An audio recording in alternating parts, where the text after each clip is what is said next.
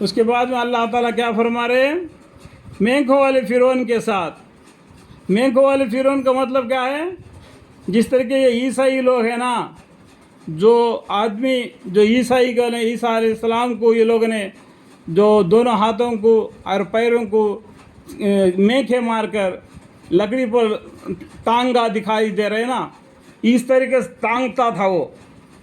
اس کے زمانے میں، اس کے بادشاہت میں جو آدمی غلطی کرتا اس کو اس طریقے سے مینکھے مار کے ان کو گام بھار گڑا کے رکھ دیتا. کوئی چڑیا، کوئی ایک پرندے آ کے اس کو نوچ کو کھا ڈالے. اس لیے اس کو مینکھوں والے فرعون کہا دیا، جنہوں نے شہروں میں سر اٹھا رکھا تھا.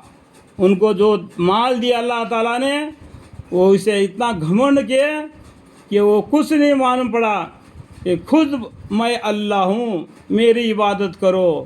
اس طریقے سے فرعون نے لوگوں کو شرک میں مبتلا کروا دیا. خود اللہ بول کے اس کے سامنے سب کو گردن جھکانے کے لیے لگا دیا. لیکن سب کا مالک کون ہے؟ رب العالمین اللہ ہے. اس اللہ کو بھول گیا اس نے، جس نے اس کو یہ دے دیا آزمانے کے لیے. تو اس میں یہ فیل ہو گیا، اس کے وجہ سے اس کو سزا ملی. اور ان میں بہت فساد مچا رکھا تھا. ان لوگوں نے بہت ہی ایسا فساد مچا رکھا تھا کہ کوئی پیغمبر کی بات کو بھی نہیں مانتے تھے. سو آپ کے رب نے ان پر عذاب کا کوڑا برسایا. جو قوم اللہ کی نافرمانی کی، ان لوگوں کے اوپر صبر کرتے رہ گئے.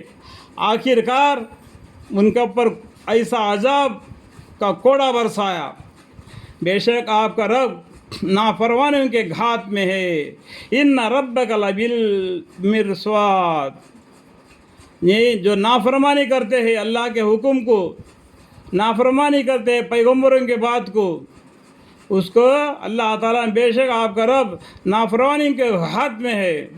سو آدمی کو جب اس کا پروردگار آزماتا ہے اللہ تعالیٰ، فَأَمَّا الْإِنسَانُ إِذَا مَا ابْتَلَاهُ رَبُّهُ فَأَكْرَمَهُ فَنَعَّمَهُ فَيَقُولُ رَبِّي أَكْرَمَنِ.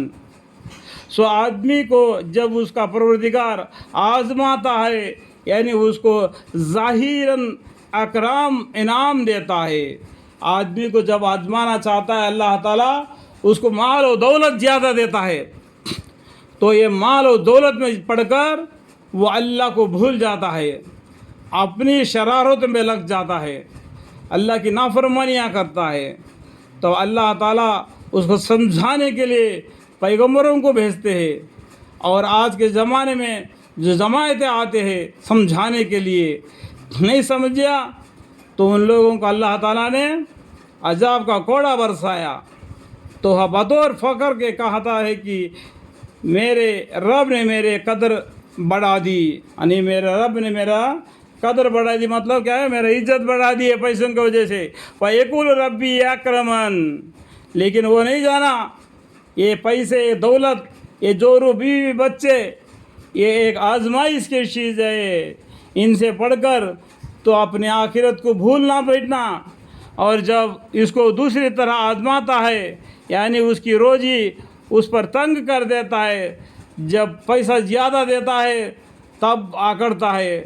اور اللہ تعالیٰ اگر اس کی روزی کو تنگ کر دیتا ہے، محنت مزدوری کر کے کھاؤ، اس طریقے سے تنگ کرتا ہے روزی کے اندر، تو عشیقتاً کہتا ہے کہ میرے رب نے میرے کو قدر گھٹا دی.